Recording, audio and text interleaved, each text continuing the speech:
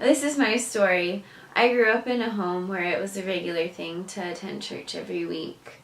I understood it as much as I could as a kid, and even from a young age made a decision to ask God to come into my life.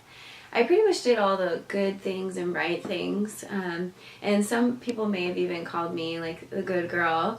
But as much as I appeared to have everything together on the outside, there was a wall that was building up on the inside that was filled of insecurities and lies that I started to believe the older that I got.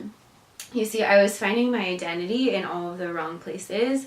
I was finding my identity in my ability to perform well, in this idea of perfectionism in my relationships with my family, my friends, and boys, and in my appearance, my personality, and in my talents. And whenever any of those areas of my life weren't going well, everything seemed to fall apart for me. And I even developed this mentality of, well, things are going too well, something bad is probably about to happen.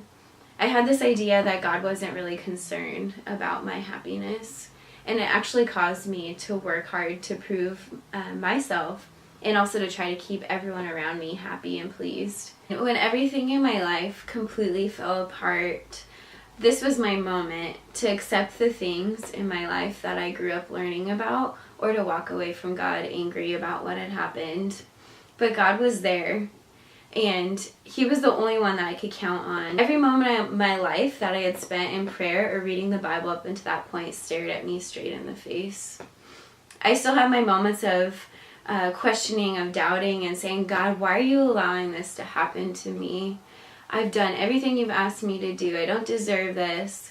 But in that realness, and me coming to Him in all my brokenness and false identity and insecurities, I found a God who deeply loves and cares about my happiness. He welcomes me in all of my messiness and comforts me in my hurt. And He also reaffirms me that I am fearfully and wonderfully made. I don't have anything to prove, which is the best part. And I'm thankful to say that I have great people in my life to remind me of these truths every day.